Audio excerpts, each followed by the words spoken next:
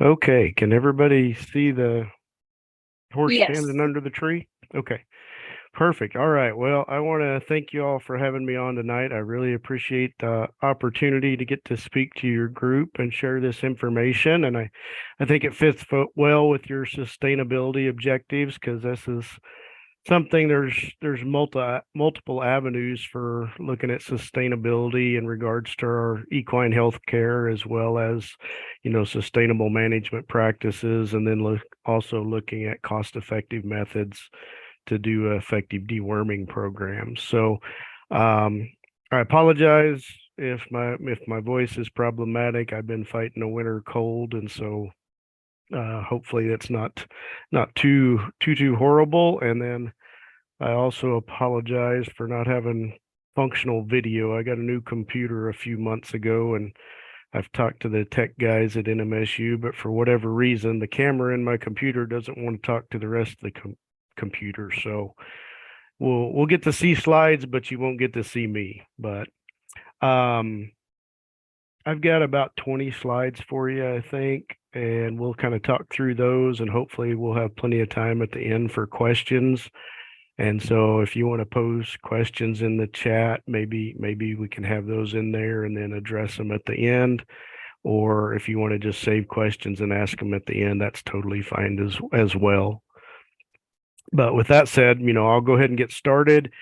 I'm Jason Turner. I'm the Extension Horse Specialist for NMSU, and today we're going to be talking about current recommendations for best practices for deworming horses. So kind of the approach I've got for this discussion is to talk a little bit about history and how that's deworming practices have changed over time, and then what today's primary concerns are with deworming. And then we're going to move on and talk about specific parasites of interest in deworming horses. The third thing will be talking about factors to consider in designing a deworming program. And then, like I said, we'll finish up with questions.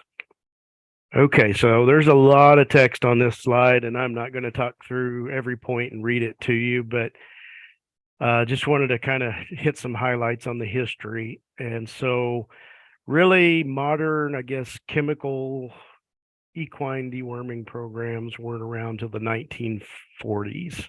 And there was a drug called phenothiazine then that became widely used to control a type of word called strongyles.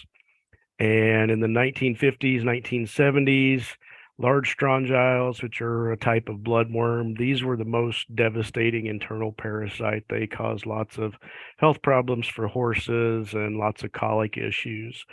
And the 1950s and 60s, and maybe even later into the 80s or 90s, but predominantly in the 50s and 60s, the way we tackled chemical deworming of horses was a deworming cocktail that was given by the veterinarian, and it was through a rubber tube that went up the nostril of the horse, down the esophagus, and into the stomach. And that's what this little picture here is showing.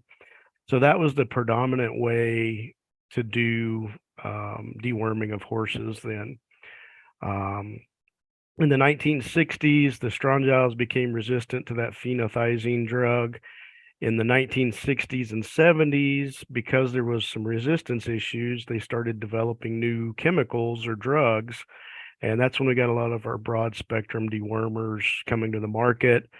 And there was really no set deworming schedule sanctioned by a veterinary group until in 1966. There was a Journal of the American Veterinary Medical Association article that suggested deworming horses every 6 to 8 weeks with a drug called thiabendazole.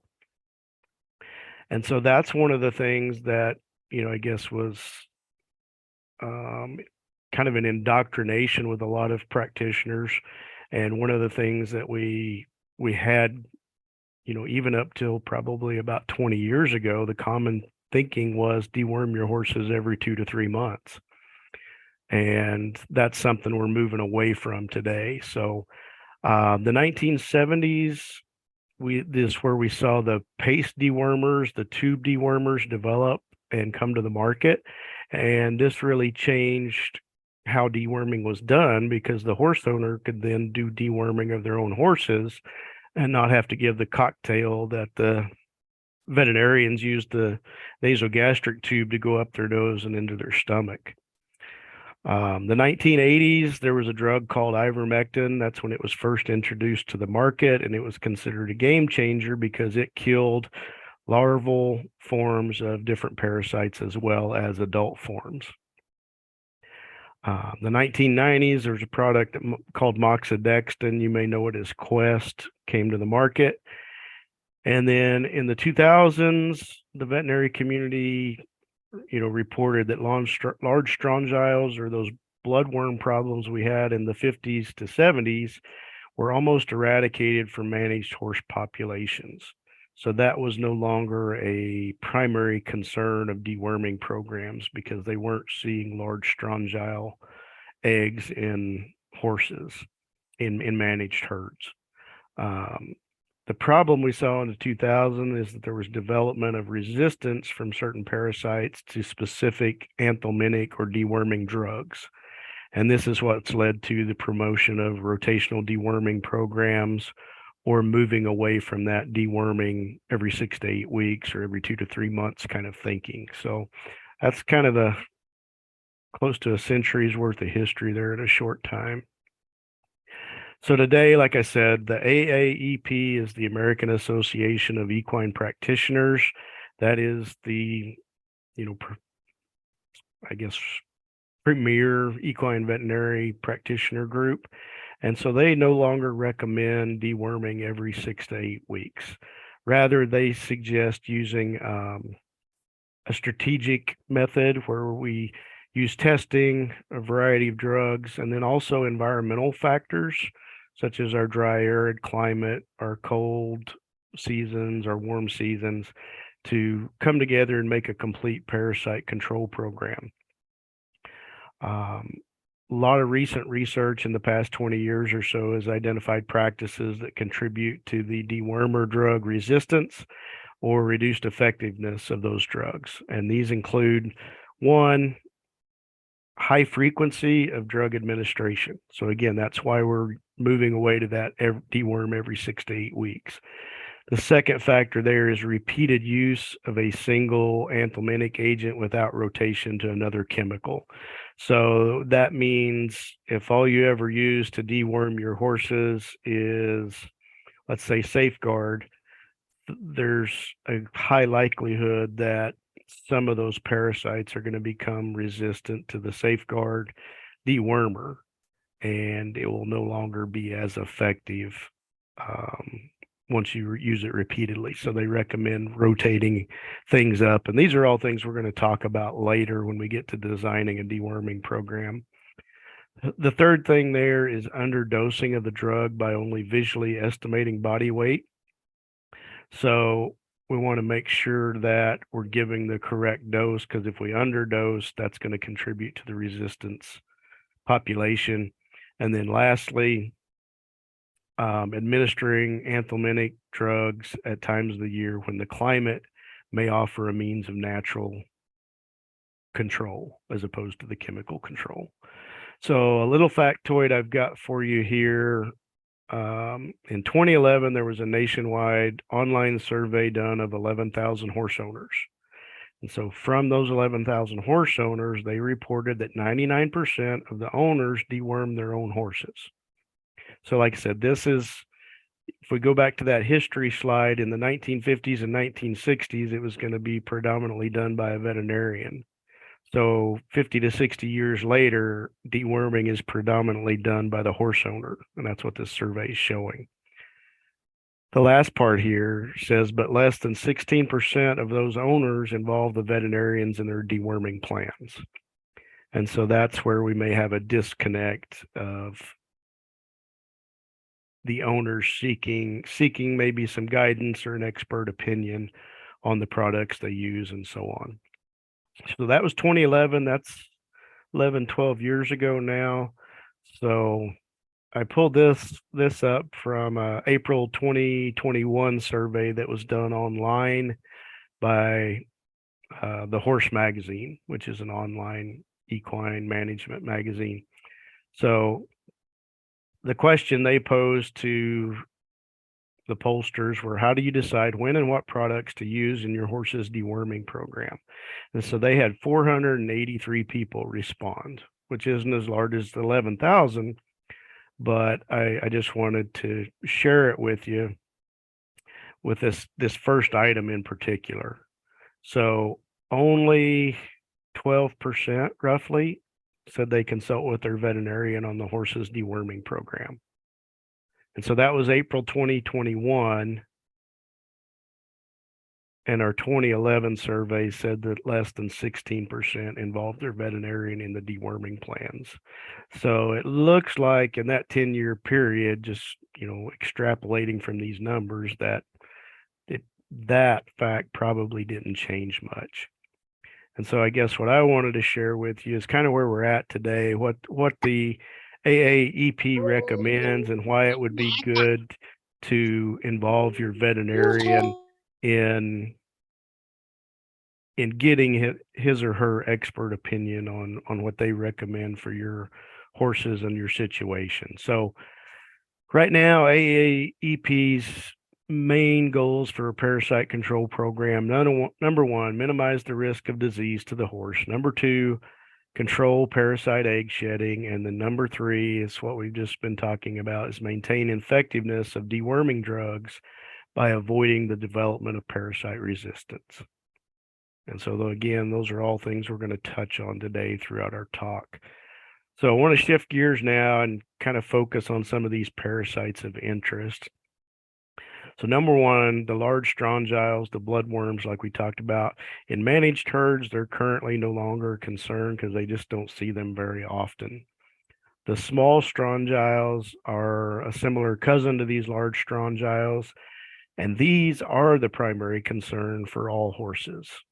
If you're looking at deworming horses, most of them are going to have some degree of small strongyle infection.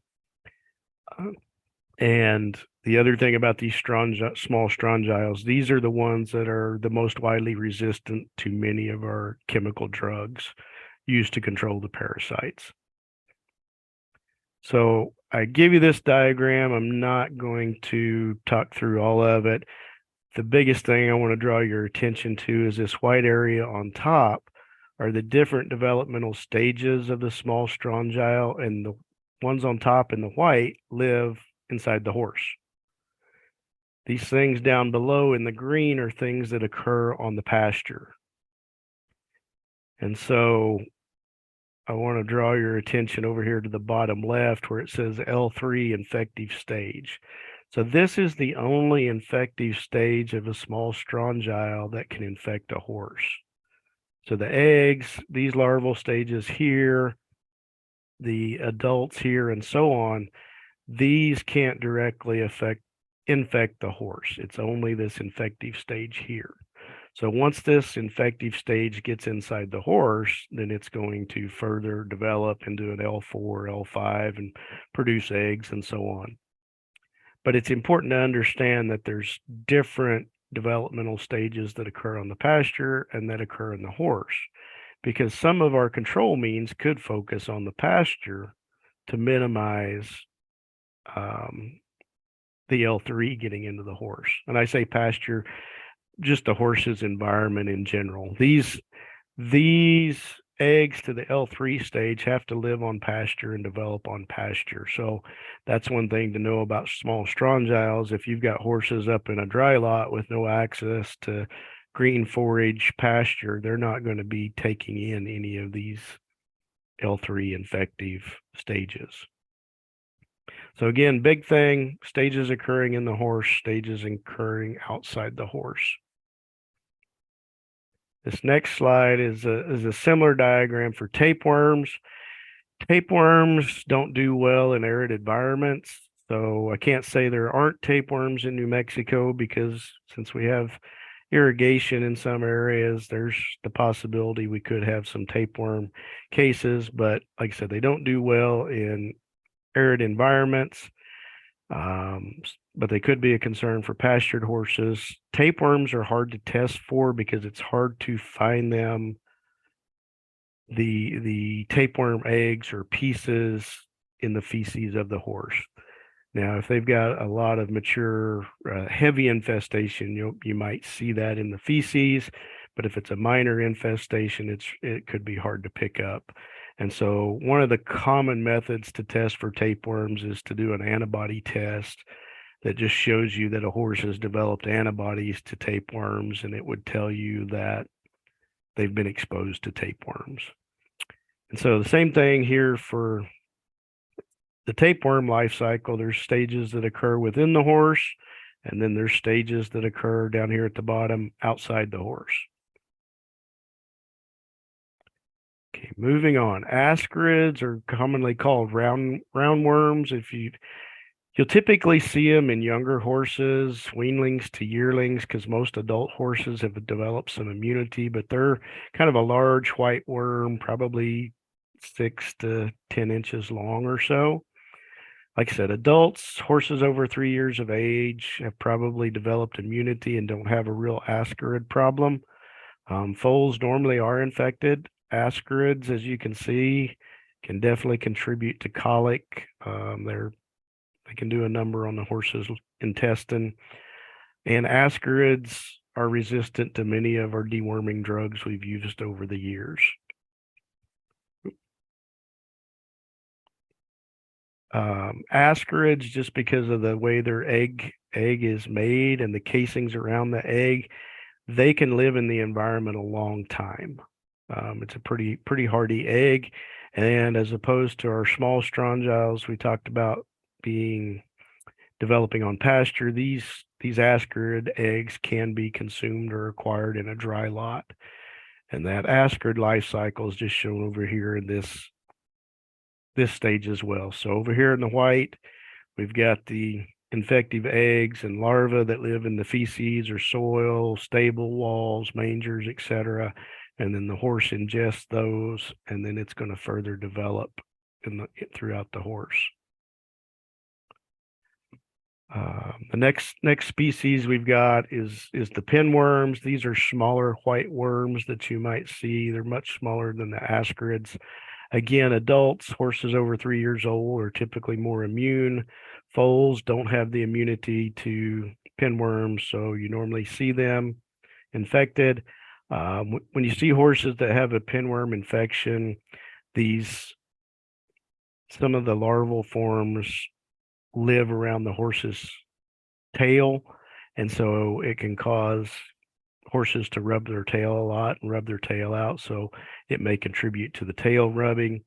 Again, pinworms are resistant to many of the drugs we've used over the years, and like the ascarids, these pinworm infectious stages can be acquired in a dry lot setting. And the last one we're going to talk about is the botfly larva, or bots.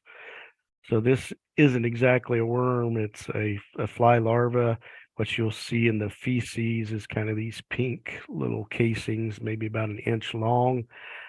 Typically what we see on the horses are the botfly egg on the end of the horse hairs, and a lot of times on their lower legs, maybe around their lips and mouth, just these little golden eggs. Botflies can overwinter in the stomach.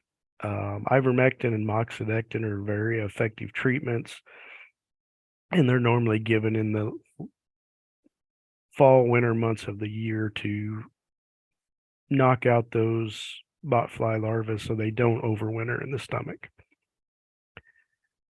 Okay, so designing a deworming program, important factors to consider. Number one is age. So like I talked about in those different parasites, typically horses 3 years old and over are more immune to parasites, or the internal parasites, except the small strongyle.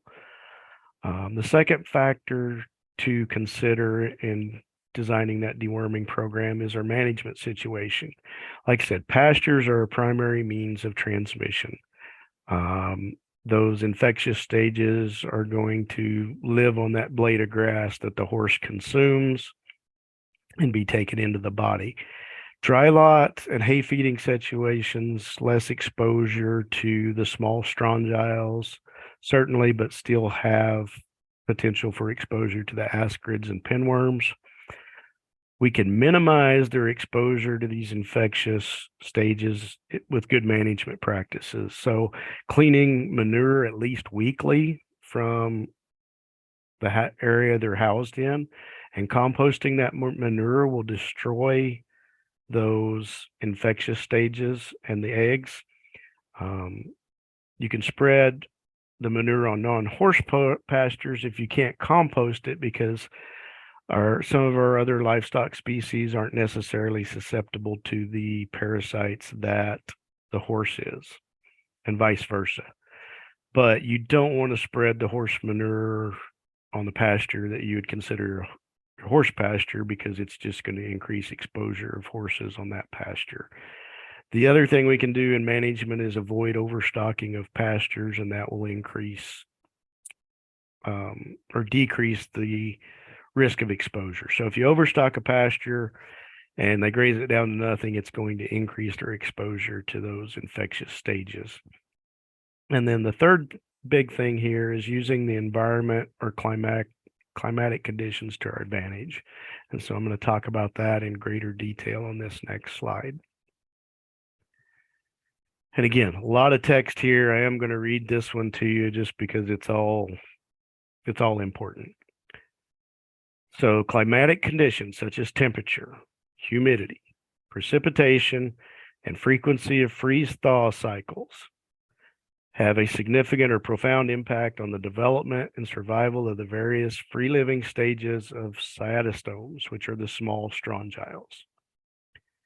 A common misconception held by horse owners is that a killing frost will reduce the number of parasites in the environment. And I grew up in northeastern Oklahoma, and this is one of the things I got taught growing up. Killing frost kills the parasites, so blah blah blah blah blah. And I'm going to show you some stuff here in a minute that disproves that. But this assumption is proven to be inaccurate, as the infective L3 stage of small strongyles can survive freezing temperatures both in the laboratory and a field setting.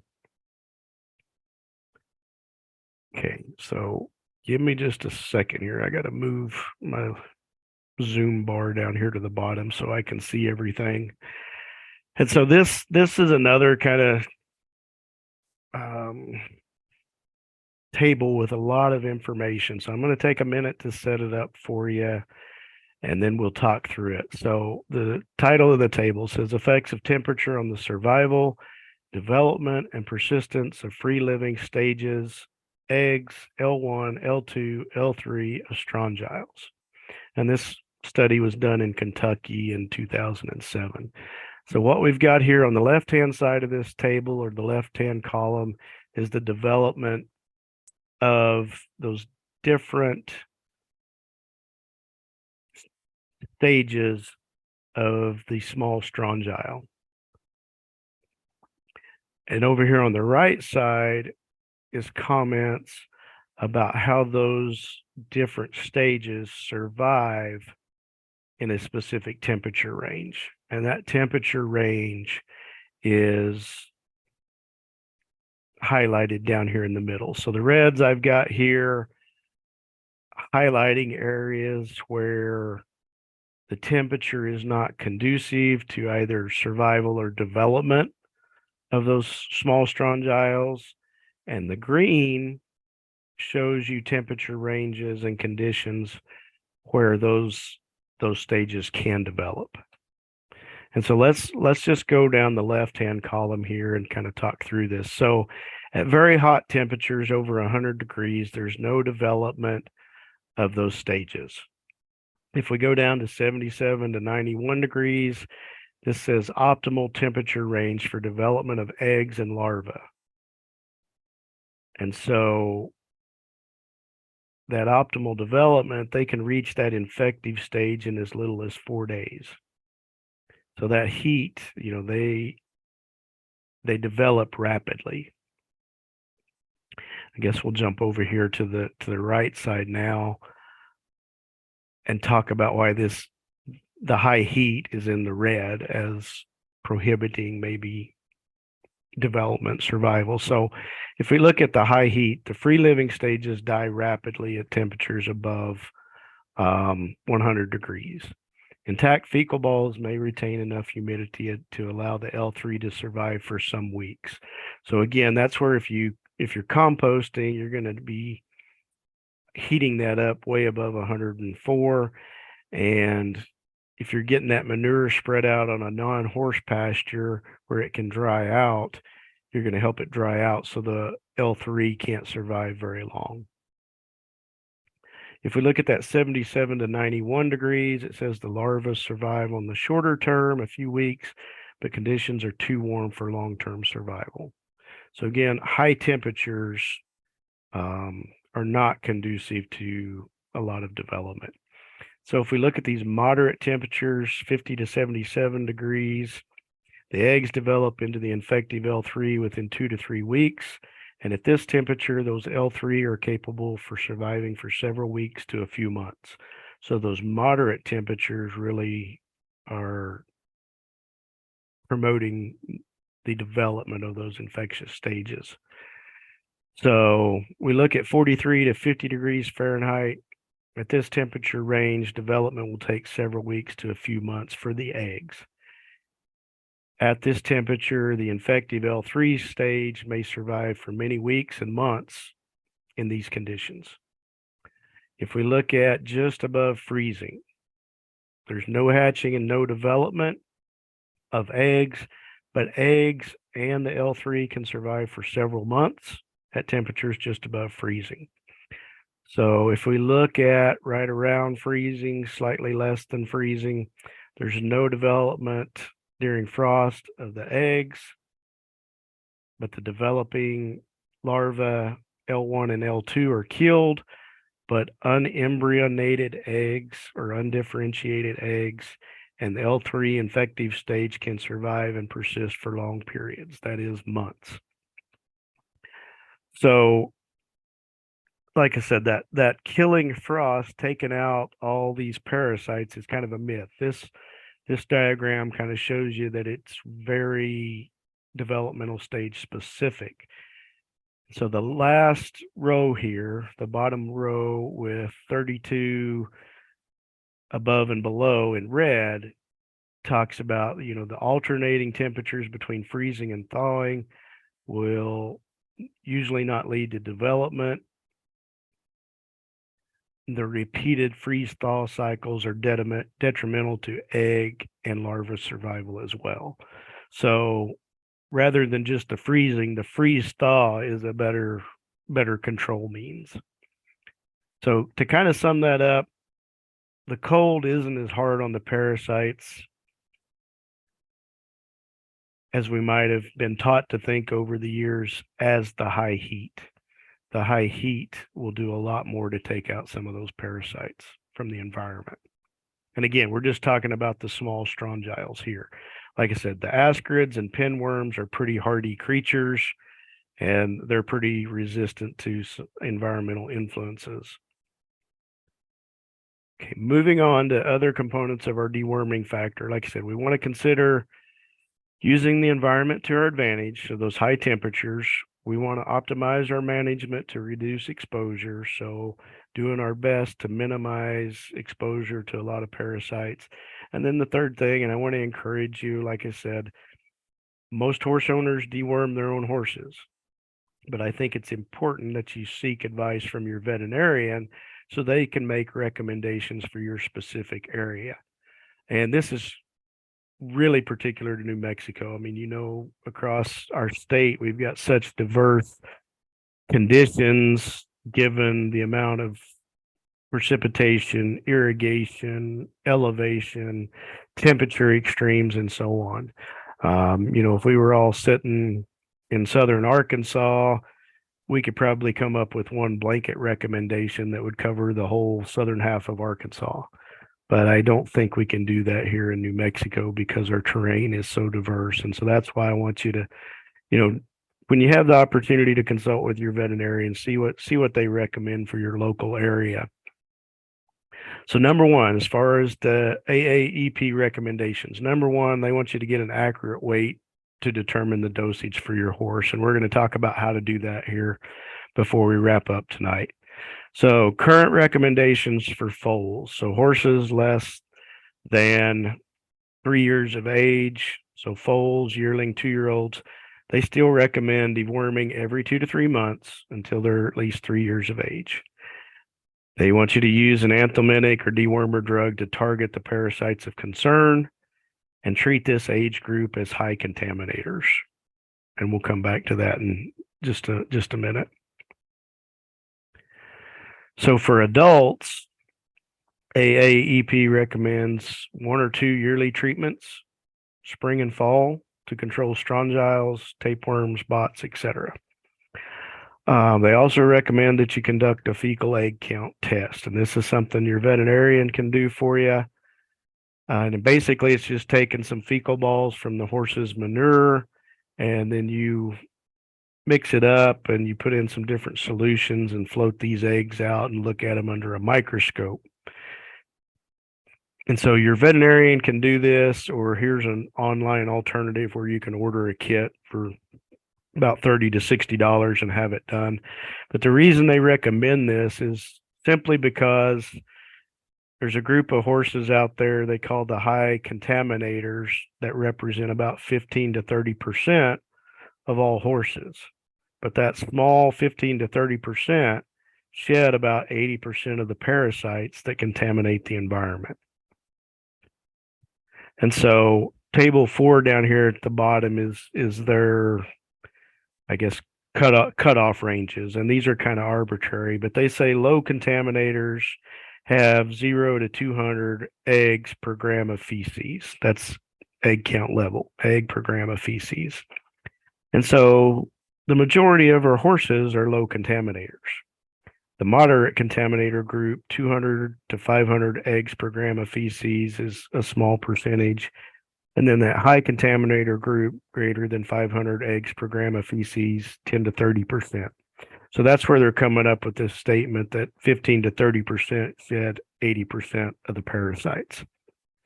And that's why they recommend doing the fecal egg count, because this low contaminator group, you probably only need to deworm once or twice a year. This moderate to high contaminator group probably needs to be dewormed more than that twice a year. Okay, so I don't want to get into all the chemistry and all that, but I just want to talk about brand names a little bit, chemical names, so you're kind of familiar how these swap out. So ascarids and pinworms, like we said, are more resistant, especially to the following drugs. However, they are the better choice for control of.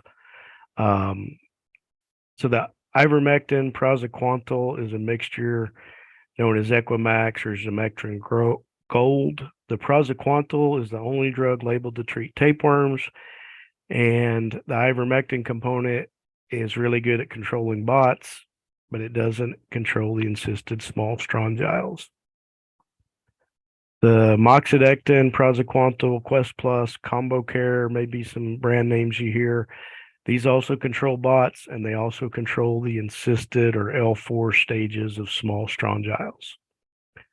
So like I said, the ascarids and pinworms are showing more resistance to the ivermectin type products, while the small strongyles are showing resistance to these dewormers below and less resistance to the ivermectin products. So like I said, each one of these parasites respond differently to the chemical, and that's why it makes this a little bit challenging and confusing, and why it's good to get your veterinarian's recommendations. So like I said, small strongyles are going to be more resistant to fenbendazole. These are products commonly known as Panacur or Safeguard, oxybendazole, known as Anthracite EQ, and then parental pomoate, Strongid, or Exodus, or some brand names you might hear. But these drugs are still good choices for treating ascarids and pinworms. Okay, putting all this together, this is not anything you're going to find in a textbook. This is something I put together, to help me as a horse owner, and that I share with horse owners to consider and maybe mention to their veterinarian if it would fit their management situation. So guess I call this my holiday deworming program. And I'm not one that's real good about writing everything down whenever I deworm horses or, give vaccinations or whatever. I should be better at that, but I guess my approach is I know when the holidays are, and I've tried to design a schedule around those holidays to incorporate some of these concepts. So the first thing I want to start off with, I guess, is, AAEP recommend getting an accurate weight of your horse. And that's something this diagram shows. If you measure your body length of your horse from the point of the shoulder to the point of the buttock with just kind of a seamstress tape or just a flexible weigh tape, like I said, we're going to measure body length in inches, and then we're going to measure their heart girth right behind the withers and right behind the elbow, go all the way around the horse's body. We're going to make those two body measurements.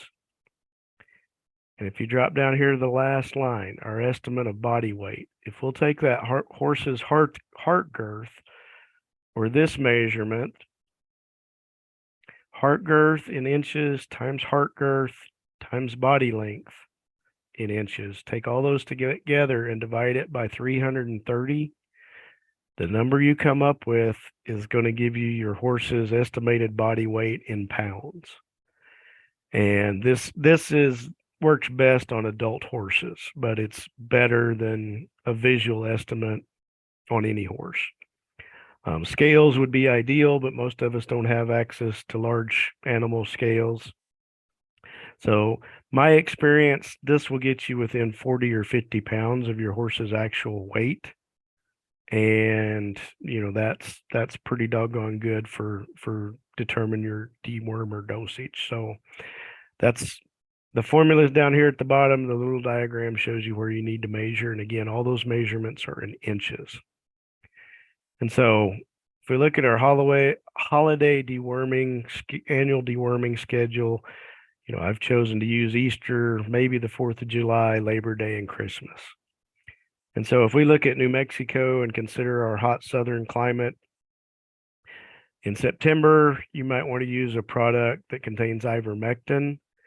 For deworming, it's going to knock out a lot of those internal parasites and help with bot control. December, you could use a product with moxidectin, maybe praziquantel if you're worried about tapeworms, or potentially ivermectin again to take out the concern about bots. In March, April, so that Easter time of the year, we're going to be looking at trying to control a wide variety of those parasites. And like I said, the oxybendazole, fenbendazole are things that ascarids are good at controlling ascarids and pinworms, not as good for controlling the small strongyles. But when we think about that temperature table I shared with you, our summer high temperatures kind of help control the small strongyles on their own. And so this might be a time of year to utilize those products. And so if you use fenbendazole, one of the more common recommendations nowadays is to do a 5-day double dose. So a double dose every day for 5 days. And this may control encysted small strongyle populations or the L4 stage there. This is quite a bit more expensive if you're going to go this route. So this would be something, to consult with your veterinarian on to see if it's worth the cost to you. Again, the summer months, the environmental conditions aren't favorable to parasite development in a hot climate. If you live up north and you've got cooler summer temperatures, you might want to consider deworming once in the summer to control the strongyles during the summer. But again, that's where I recommend you talk to your veterinarian and see if you want to go that route. So that's really all I have. My primary reference for putting this all together for you was a report from the AAEP that came out in 2019. So it's a relatively recent document. It's available online. It goes into all the science behind this and controlling these different parasites in different stages and different ages of horses. So with that said, I'll take any questions that you may have for me. And here's my contact information if you need to get a hold of me in the future with any questions. So I'll turn it back over to you now. Thanks, Jason. If you guys have any questions, feel free to unmute yourself, or you can use the chat box to insert your questions from there, whichever way you guys like. Okay, so I see a hand raised from Roland. So, do you want to unmute yourself? Yes, thank you. Thank you. Jason, thank you. Good presentation and a lot of good information. It's a lot of the information we get from our veterinarian seems to be like more often. And this gives us a different perspective as far as deworming. Usually when you talk to a veterinarian, it's about how often you use your horse and if it's a performance horse, if it's a ranch horse, or depending on what you what your horse his activity is, and that's what I've been hearing quite often. And this gives me a different perspective, and I'm surely going to look into this.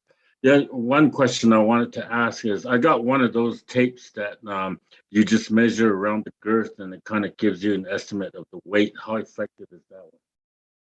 How accurate is that one? Okay. No, that's a great question. I appreciate your comments, and that's one thing I want, I certainly want to, remind you all, work with your local veterinarian because they know your horses, they know your area. And again, I appreciate you taking this information in, because the whole reason I share it is because the approach to deworming horses has changed so much in the last 20 years. And I really, I talk to a lot of my veterinarian friends that have been out practicing for a long time, and their typical recommendation is still that, oh, deworm them every 2 to 3 months. And like I said, the specialists in the veterinary community that deal with parasitology are the ones that are saying, okay, we've got to change what we're doing because we've got these resistance problems. And if we don't change, we're going to run out of effective drugs that can control these parasites, and then we'll be left with a greater problem.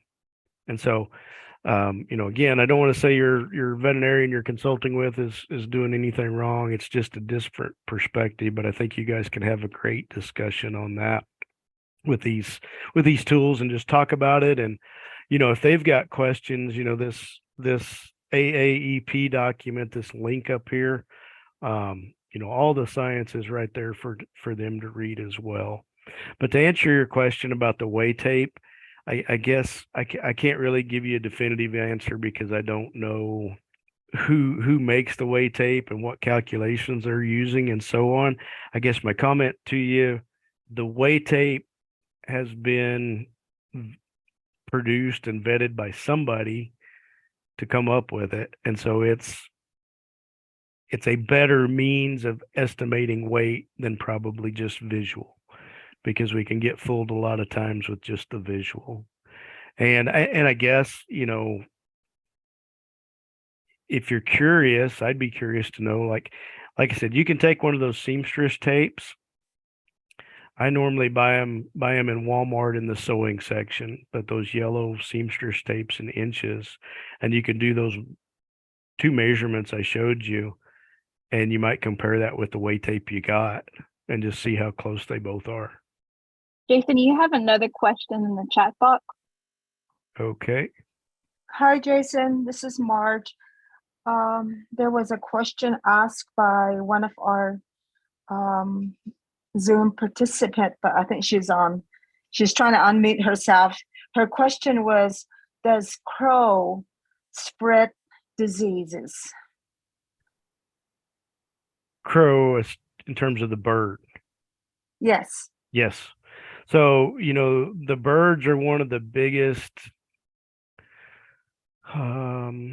transmission means for a lot of our neurological diseases in horses. So our sleeping sicknesses, West Nile virus, encephalomyelitis. So yes, the crows are going to be a transmission problem with those viral diseases. Not as much on these internal parasites that we've been talking about tonight. I guess jumping to mind, they could potentially be a problem with coccidiosis and some other internal infections that aren't necessarily these parasites we've been talking about. I saw another question there in the chat from Stuart. Hello, Stuart. Good to see you on. It says, would you deworm before the rainy months? And I guess I'm assuming we're talking about our normal monsoon months of kind of July and August would be my guesstimate. I mean, I think those would be our consensus rainy months for most of New Mexico. Is it going to be different in that Four Corners area, or is July and August kind of the monsoon months there as well? So, let's just go with that. Whoop. Let me got things moving around here. Okay, so Stuart's telling me, so at Laguna it's going to be August, September, October. I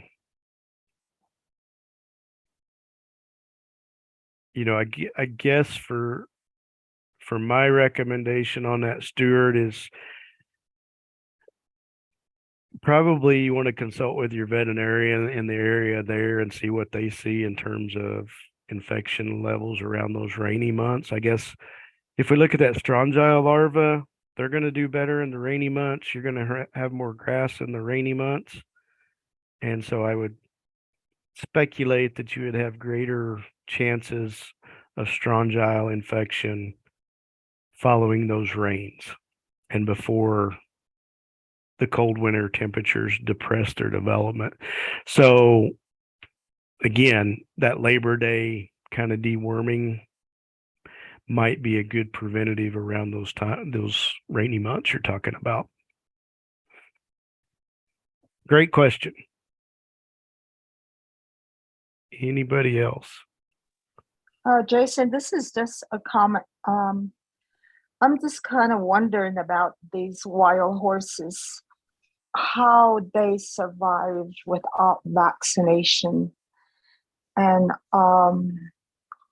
has anyone implement any type of studies, like how these wild horses survive out there that are not vaccinated or maintained? Right. No, that's another great question, and that's, I guess theoretical perspective or thinking about it, from the big picture, only the strong survive, So those horses haven't been vaccinated, but they're also in an environment where, they have to develop immunity to these diseases or they don't survive. So you can think about, well, they may be giving up a lot of things in terms of different characteristics. They certainly have a lot of strong points in terms of, their physiological resistance and their degree of health given no vaccination. So it's, one of the challenges is, if some new bug comes into the area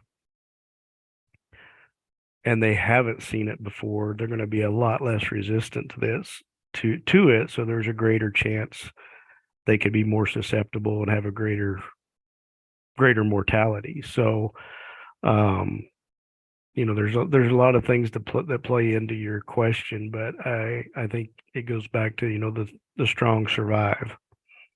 Any more questions? I have another one just to roll in. Go ahead.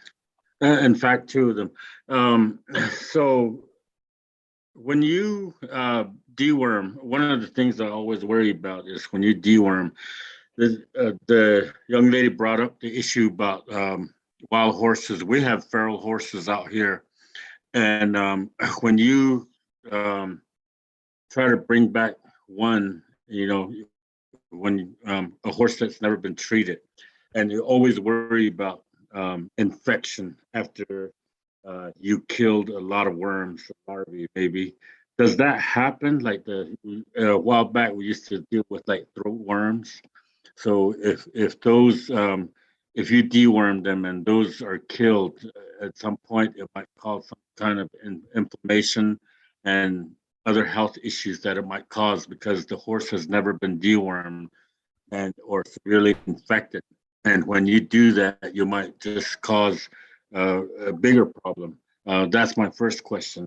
The second question is I've also been told by a veterinarian that a lot of these dewormers do not kill the eggs.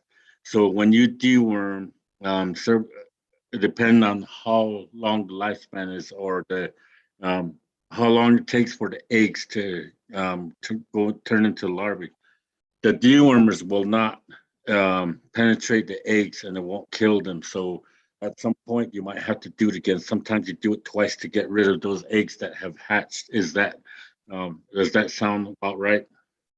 Yes. So I'll answer your second question first and then come back to the first one. So that is one of the things about all those different drugs and all those developmental stages we talked about. Each drug can potentially only be effective on certain stages of each certain parasite. So that's, again, that's where there's lots of moving parts to this whole thing.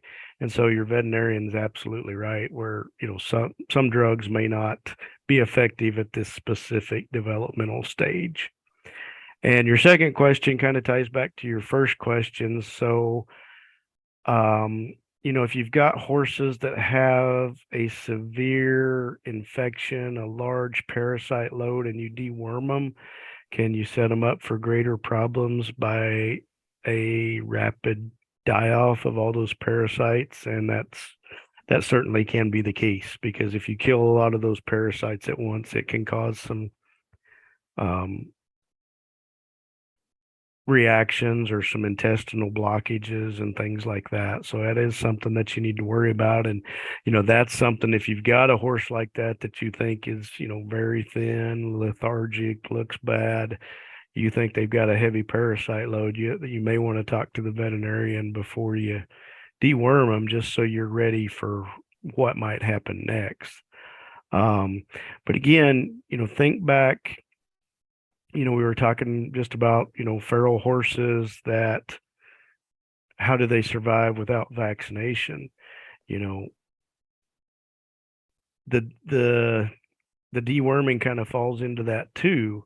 Like I told you in my talk, most horses over 3 years old have developed pretty good immunity to the ascarids and pinworms.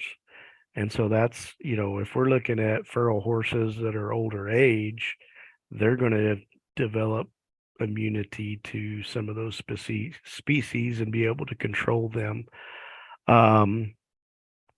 The younger horses are going to be the ones where you see a lot of problems and really bad infections and so on. So I just saw another question here in the chat. It says, do you recommend pellet dewormer? I guess my comment on that, if your horse consumes the dewormer and you can give it an accurate dose, I think it would be fine. I know some cases where people choose a pellet dewormer because they can't get a tube dewormer, they can't get the horse controlled to give it the tube dewormer, or whatever else. I mean, if you give them the pellet dewormer, you got to make sure that they eat it, and you got to make sure that they eat the right amount. And so, if I ever use any kind of pellet dewormer or like the Strongid C or the feed through stuff, I typically locked them up in a pen by themselves and mix that stuff in with their grain and left them in there till they ate it, so that I knew they got the right dosage and that some other horse didn't get 2 doses. And so that would be my comment on the pellet dewormer. So if you got a horse that won't take the tube dewormer, I think you could go with the pellet dewormer, but just be real specific that they get the right dosage and they do consume it. So good questions. Thank you, everyone, for the questions that you have shared. And thank you, Jason, for providing this presentation, from informing us what and how parasites can affect certain growth stages to developing a deworming program and providing some deworming recommendations to our participants tonight. So You're welcome. Thank you. Yeah, thank you. We heavily rely on our horses, whether we use them for ranching, ranch work to rodeos, but thank you for coming on here this evening to share your expertise and research knowledge. So we really appreciate it. Okay, so with that being said, we'll go ahead and move on with our announcements. I have released a poll. So if I could get some people to fill out that survey for me, I would really appreciate it. I'll leave it up there because I still see some folks haven't filled it out yet. But continuing on, just to share with you guys some updates, we have the bee quality assurance training coming up next week, which is going to be on the 16th. That is a Martin Luther King Day. So the training is going to be held at the Navajo Technical University Hospitality Center. We'll have directions pointing that way to the center in Crown Point. This is going to be taking place starting at 10 a.m. all the way through 1 p.m. and lunch will be provided. This will be presented by Dr. John Wenzel.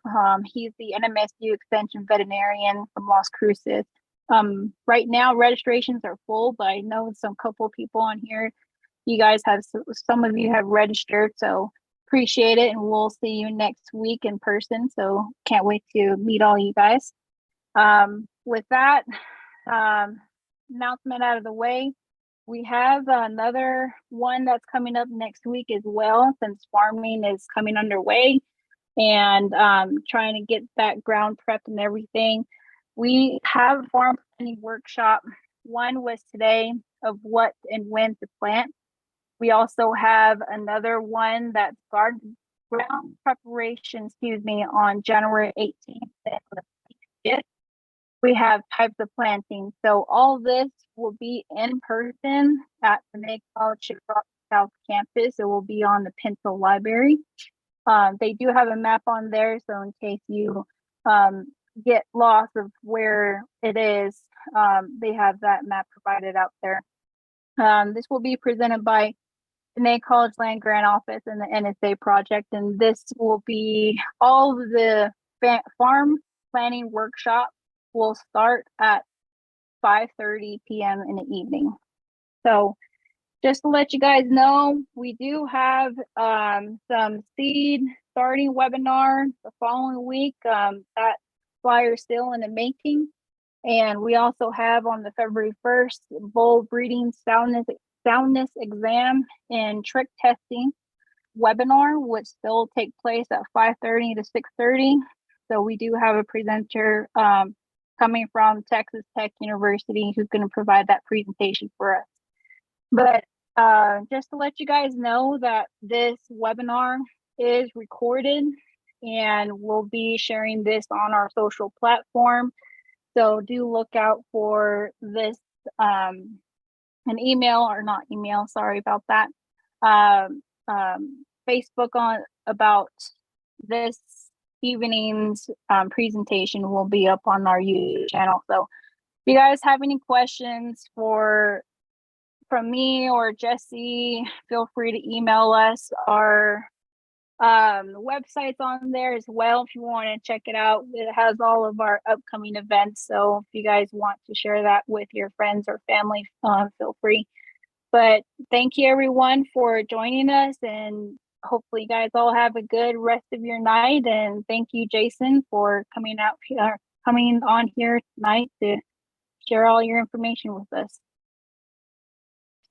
So the Navajo Sustainable Agriculture Project is a New Mexico Cooperative Extension Service initiative delivered in collaboration with our project partners that you see here on the screen, Dene College of Land Grant Office and COPE.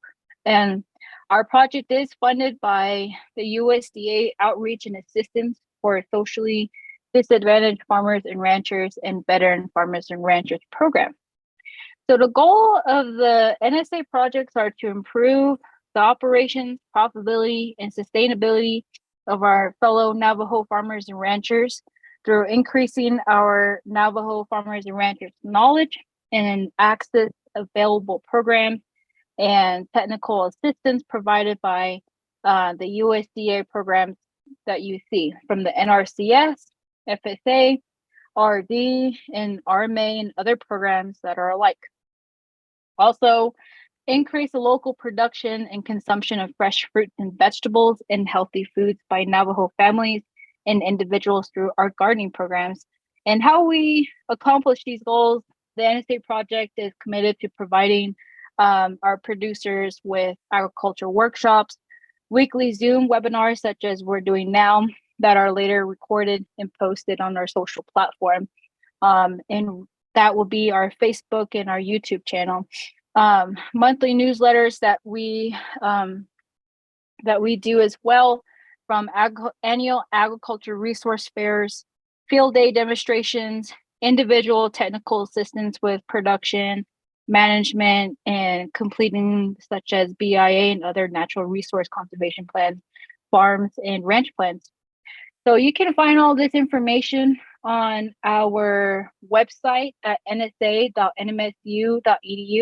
I'll be explaining some announcements towards the end of this presentation just to have you guys be caught up on what is updated on our events.